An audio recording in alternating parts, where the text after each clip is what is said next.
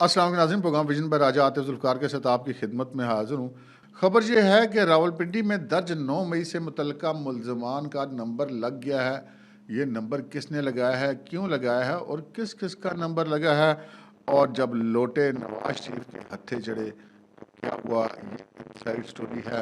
और साबिक chief justice Saqib Nisar के घर जो बम हमला हुआ है उसके क्या मरक़ात हैं, क्या तफ़सीलात हैं, क्या वजूहात हैं, ये भी शेयर करेंगे। मगर इससे पहले कि अपने प्रोग्राम को आगे बढ़ाएं, आपसे गुजारिश है कि अगर अभी तक आपने हमारा चैनल सब्सक्राइब नहीं किया तो प्लीज़ कर लीजिए, ताकि जो ही हमारा कोई प्रोग्राम अपलोड होता है तो उसका नोटिफिकेशन फौरी तौर पर आपको मौसूल हो सके।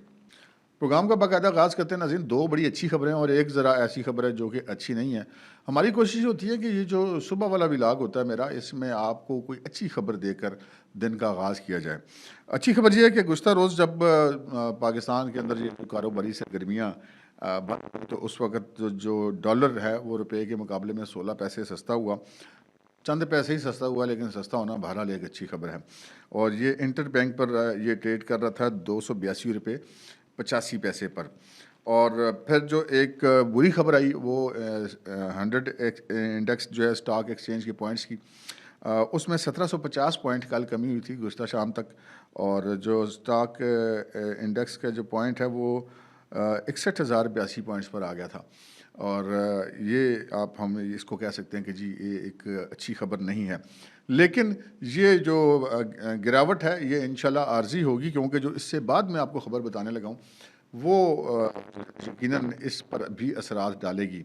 वो खबर यह है कि एशियन डेवलपमेंट बैंक ने पाकिस्तान के लिए जो 1 अरब 20 करोड़ डॉलर के मायदों की मंजूरी दे दी है, उन मायदों पर दस्तखत हो गए हैं और एशियन डेवलपमेंट बैंक हुकाम ने इसकी तस्दीक कर दी है। और ये टोटल 1 अरब 55 करोड़ रुपये पाकिस्तान को मिलेंगे, 1 अरब 55 करोड़ डॉलर पाकिस्तान को मिलेंगे, और जबकि 1 अरब 20 करोड़ डॉलर की दस्तखत भी हो गए हैं। और ये जो मुख्तलिफ 6 मनसूबा जहात हैं मुल्क के अंदर तामीर व तरक्की के हवाले से, उनमें ये इस्तेमाल होंगे। तो अब ये तकरीबन 1.25 से 1.5 अरब रुपया जो है वो टोटल 1.5 अरब से ज़्यादा, और अभी 1.25 अरब, ये पाकिस्तान की मईशत में जब इनका इनपुट आएगा तो इसके एक तो इतनी रकम के आने से असरात में अच्छे होंगे। दूसरा, हर चीज़ का एक मतलब वैल्यू होती है, एक सिग्नल होता है।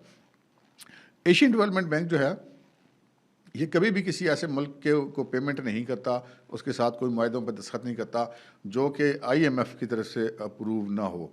और IMF जब किसी मुल्क की मईशत को समझती है कि ये आगे बढ़ेगी, तभी वो ख़ुद भी पैसे देते हैं और दूसरों को भी ओके का सिग्नल देते हैं। तो ये जो एशियन डेवलपमेंट बैंक ने जो पेमेंट पाकिस्तान को अब करने का फ़ैसला किया है, ये IMF की मर्ज़ी के बगैर हरगिज़ नहीं है, और ये एक पाकिस्तान के लिए अच्छा सिग्नल है। और इस सिग्नल के असरात यकीनन पाकिस्तानी मईशत पर भी पड़ेंगे, स्टॉक एक्सचेंज पर भी पड़ेंगे, डॉलर की कीमत पर भी पड़ेंगे, और बिल आखिर इंशाल्लाह ये पाकिस्तान के अवाम तक भी इसके असरात पहुँचेंगे। तो ये हमने कहा कि ज़रा स्टार्ट में आपको कुछ अच्छी खबरें दी जाए। अब आते हैं हम अपनी उन 3 स्टोरीज़ की तरफ, जिनमें से जो 2 हैं वो एक्सक्लूसिव हैं। सबसे पहले हम बात कर लेते हैं गुज़श्ता शब साबिक chief justice of Pakistan justice Saqib Nisar के घर एक बम हमला हुआ। जस्टिस साकिब निसार जो हैं वो 17 जनवरी 2019 को बतौर chief justice Pakistan supreme court से रिटायर हुए थे। जैसे कि जितने भी पाकिस्तान के साबिक जजेस और चीफ जस्टिस हैं, उनको मुख्तलिफ़ कवानीन के तहत उनको सिक्योरिटी और मुख्तलिफ़ किस्म की मराहत मिलती रहती हैं उनकी हयात तक। तो वो सिक्योरिटी इनके पास मौजूद थी, और ये मालूम हुआ है कि इस बम हमले में अफसोसनाक खबर ये है कि साकिब निसार साहब के 2 जो मुहाफ़िज़ हैं सरकारी पुलिस एहलकार, एक का नाम है मोहम्मद आमिर और एक का नाम है खुर्रम शहज़ाद, ये दोनों इस मामले में बड़े शदीद ज़ख्मी हो गए हैं। और इसका ख़बर की मज़ीद इसकी इन्फॉर्मेशन वो ये है कि जब ये हमला हुआ उस वक्त justice Saqib Nisar, justice retired Saqib Nisar अपने घर में मौजूद थे और उनके अहल खाना भी मौजूद थे।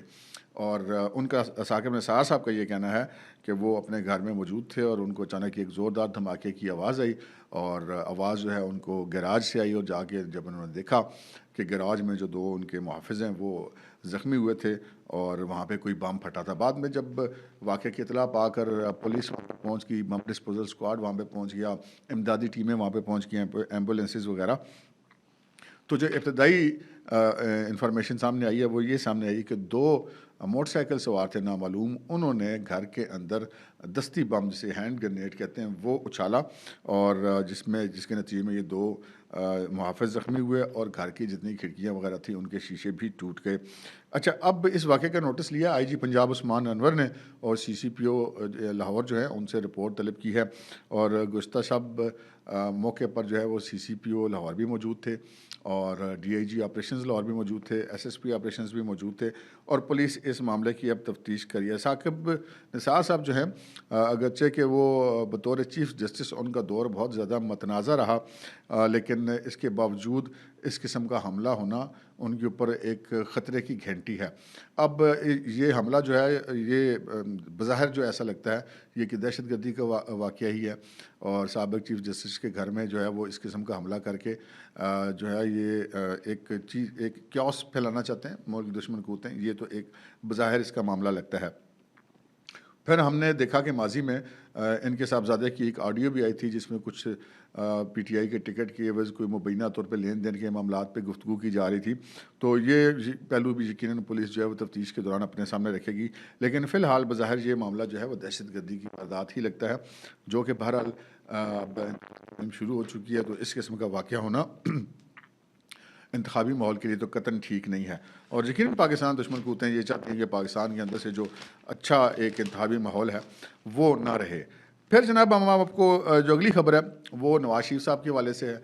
मुस्लिम लीग नून जो है वो अब जो है वो पार्टी के टिकट देने के लिए काम कर रही है और डिवीजनल की सतह पर इजलास हो रहे हैं। हर इजलास में नवाज शरीफ साहब खुद शरीक हो रहे हैं। नवाज शरीफ साहब हर इजलास से खिताब भी कर रहे हैं और वो खिताब चूँकि वो ऐसा होता है जो कि उनका मौक़िफ़ तो साहब के सामने आ ही चुका है कि नवाज शरीफ साहब का क्या मौक़िफ़ है, लिहाजा उस खिताब को दोहराने का तो फ़ायदा नहीं है। लेकिन 2 दिन के इजलासों में मुसलसल ऐसे वाक़यात हुए हैं जिससे ये पता चलता है कि नवाज शरीफ साहब का मूड क्या है। एक तो ये कि पहले अशरफ अंसारी साहब जो हैं वो एमपीए थे पाकिस्तान मुस्लिम लीग नून के, गुजरांवाला से ग़ालिबन। और ये जब उस्मान बुज़दार की हुकूमत थी तो मुस्लिम लीग नून को ये गुच्छा देकर उस्मान बुज़दार साहब के साथ मिल गए थे। लेकिन गुज़श्ता रोज़ नहीं बल्कि परसों वो इजलास में आ गए जब गुजरांवाला डिवीज़न की बात हो रही थी तो वहाँ पर उनको भी माइक दिया गया। उनको मना नहीं किया गया कि वो अपना मौक़िफ़ ना पेश करें, क्योंकि जो भी उम्मीदवार होता था उसको माइक दिया जाता था कि वो बताए कि उसकी पार्टी के लिए क्या खिदमात हैं और उसको टिकट क्यों दिया जाए। तो अशरफ अंसारी साहब को जो वक्त दिया गया था, जो कि तमाम उम्मीदवारों को दिया गया था अपना तारुफ कराने के लिए, वो 2 मिनट फी उम्मीदवार था। 2 मिनट मुकम्मल होते ही माइक ले लिया जाता था। तो अशरफ अंसारी साहब ने 2 मिनट मुकम्मल किए, उसके बाद उन्होंने माइक नहीं दिया। फिर 2-3 दफ़ा उनको कहा गया कि वो माइक छोड़ दें, उन्होंने नहीं छोड़ा। उसके बाद नवाज शरीफ ने उनको कहा कि भाई ये माइक छोड़ दें, उन्होंने नहीं छोड़ा। फिर मियाँ साहब गुस्सा कर गए और उन्होंने गार्ड्स को कहा कि उसको बाहर निकालो और उनको फिर अशरफ अंसारी साहब को मुस्लिम लीग नून के उस टिकट वाले इजलास से बाहर निकाल दिया गया। अब लाजिम बात है मुस्लिम लीग नून के पास अपने उसकी वजूहत हैं कि भाई जब हमारे ऊपर प्रॉब्लम था उस वक्त आप जाकर मिल गए थे उस वक्त की पाकिस्तान तहरीक इंसाफ के साथ और आज आप फिर दोबारा टिकट लेने के लिए आ गए। तो इसके बावजूद भी उनको माइक भी दिया गया, उनका मौका भी दिया गया, लेकिन जब वो ओवर हो गए तो फिर वो काम हो गया ख़राब। लेकिन जो गुज़श्ता रोज़ हुआ है वो भी बड़ा इम्पॉर्टेंट हुआ है और वो हुआ है जनाब मौलवी गियासुद्दीन साहब के साथ। वो मौलवी गियासुद्दीन जो हैं वो टिकट लेने के लिए आए, नवाज शरीफ साहब ने उनको पूरा मौका दिया बात करने का और जब वो अपनी बात कर चुके हैं तो नवाज शरीफ साहब ने उनसे कुछ क्वेश्चन आंसर किया जो हम आपको एक्सक्लूसिवली बताते हैं। नवाज शरीफ ने उन्हें ये कहा कि जी ये बताएं कि आप मुस्लिम लीग नून में कब से हैं, जिस पर मौलवी गियासुद्दीन ने कहा कि जी हम नए नए ही मुस्लिम लीग नून में आए हैं।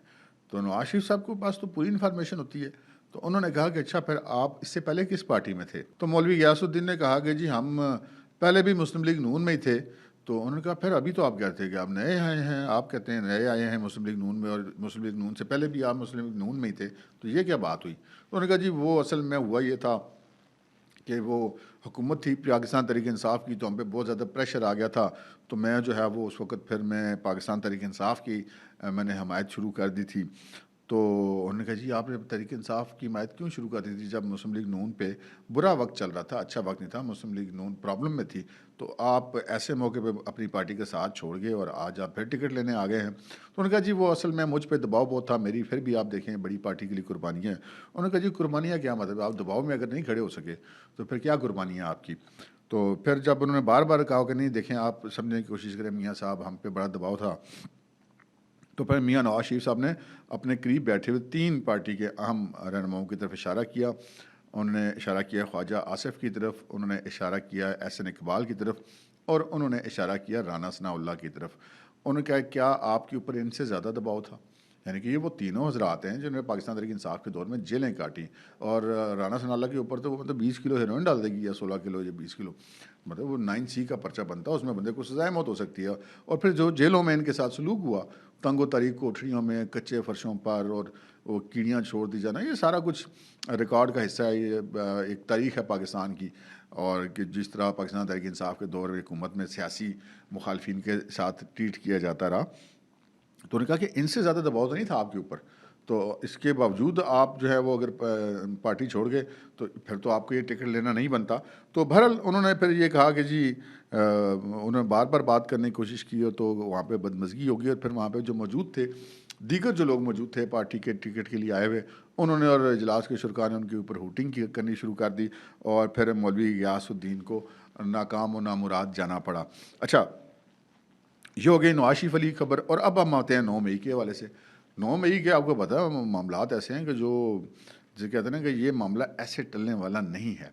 अब 9 मई के जो लाहौर वाले मुकदमात हैं उसके हवाले से हम आपको तफसीलात वक्तन फ़क्तन देते रहें।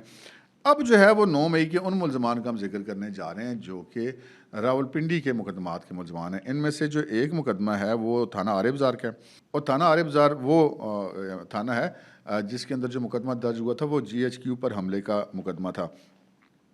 ये मालूम हुआ कि जी ये कोई काफ़ी सारे लोग हैं, इनके नाम मैं आपको बता देता हूँ। इनके जनाब अब वारंट गिरफ्तारी जो है वो हासिल किए हैं पुलिस ने। जिनके हासिल किए गए उनमें चौधरी अजीम हैं, मलिक एहतशाम हैं, ज़ुबैर हैं, ज़रताज गुल हैं, और डॉक्टर अजीमुद्दीन हैं, मुसम्मात मुजम्मिल मकसूद हैं, और ये कासिम सत्ती हैं, और मोहम्मद जुल्फ़िकार हैं, नज़ीर लनियाल हैं, उमर अयूब हैं, जाहिद अब्बास हैं, कर्नल एजाज मिन्हास हैं, मोहम्मद अहमद चट्ठा हैं, उस्मान सईद बसरा हैं, कर्नल अजमल साबिर राजा हैं, अंसर इकबाल हैं, उमर नवीद सत्ती हैं, मियाँ फ़रख हबीब हैं, और फैसल मुख्तार हैं, राना एजाज हैं, हमाद अज़हर हैं, खावर शहजाद हैं, चौधरी साजिद हैं, और गुल असगर ख़ान हैं, और साद सिराज हैं, राजा सोहेल इरफान हैं, जनरल रिटायर्ड मोहम्मद अकरम शाही हैं, शौकत अली भट्टी हैं, हसन भट्टी हैं, थाना कसोकी और हाफजाबाद से इनका तल्लुक़ है, और फिर सरदार अजीम हैं, अली हसनैन हैं, और मिसेस साद अली ख़ान हैं, और महर मोहम्मद जावेद हैं। ये वो मुलजमान हैं जी जो थाना आरे बाज़ार जो है उसके मुकदमे के मुलजमान हैं।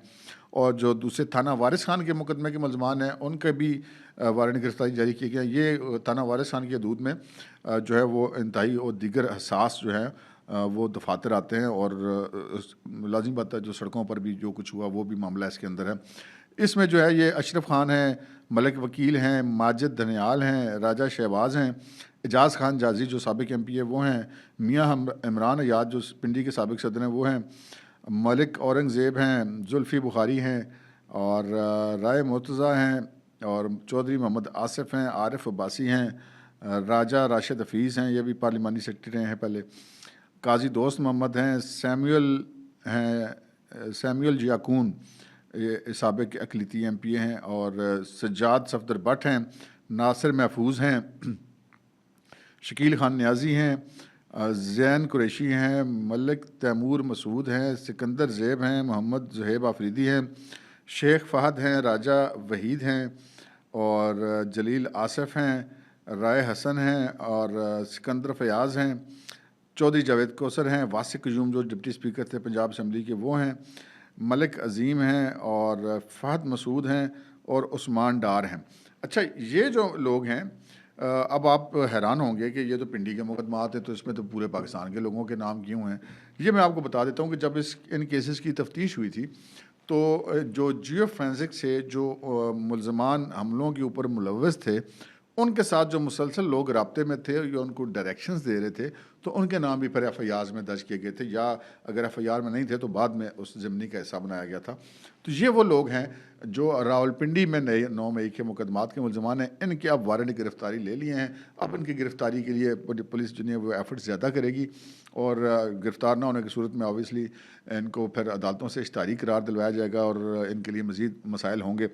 लेकिन इस कहानी में एक दो बड़े इंपॉर्टेंट नाम गायब हैं। जो रावलपिंडी से साबिक सूबाई वज़ीर थे राजा बशारत, उनका नाम गायब है। ये मैं पता करके आपको बताऊंगा कि उनका नाम क्यों गायब है, या उनके पहले निकल चुके हैं, मुमकिन ऐसा हो। तो ये बहरहाल चेक कर लेंगे, क्योंकि वो ना तो गिरफ़्तार हैं, ना वो अपने घर पाए जाते हैं। 2-3 दफ़ा पुलिस ने वहाँ पर रेड की, लेकिन वो नहीं मिले। तो ये अब 9 मई के मुलज़मान हैं, जिनको अब इन केसेस के ऊपर को प्रोसेस तेज़ी से किया जा रहा है, क्योंकि जो सुप्रीम कोर्ट ने हुक्म इम्तनाई दिया हुआ था इनके ट्रायल के ख़िलाफ़, वो ख़त्म हो चुका है। ट्रायल की इजाज़त जो है वो पाक फ़ौज को मिल चुकी है मिलिट्री कोर्ट्स के अंदर इनके ट्रायल करने के लिए। तो अब इनके ये वारंट गिरफ़्तारी जो जारी हुए हैं, ये अब इनके ट्रायल जो है वो ज़्यादा इम्कान ये है कि मिलिट्री कोर्ट में ही होंगे, और उसके बाद फिर जो है ये तेज़ी से अपने फ़ैसलों की तरफ बढ़ेंगे। लेकिन सुप्रीम कोर्ट ने अभी ये अपने फ़ैसले तक ट्रायल कोर्ट को मुकदमा चलाने की इजाज़त दी है, लेकिन फ़ैसला करने से रोका हुआ है। तो कोई यही की जा रही है कि शायद अगली तारीख पर सुप्रीम कोर्ट जो है वो फ़ैसला करने वाला मामला भी शायद ख़त्म कर दे। बहरहाल ये अदालत का क्या हुक्म होगा, हम तो कोई अंदाज़ा तो नहीं कायम कर सकते। जो बज़ाहिर एक चीज़ नज़र आती है उस पर हम बात करें। तो ये जनाब सूरत हाल है 9 मई के मुलज़मान के हवाले से। अब तक के लिए इतना ही, इजाज़त दीजिए। अल्लाह हाफ़िज़।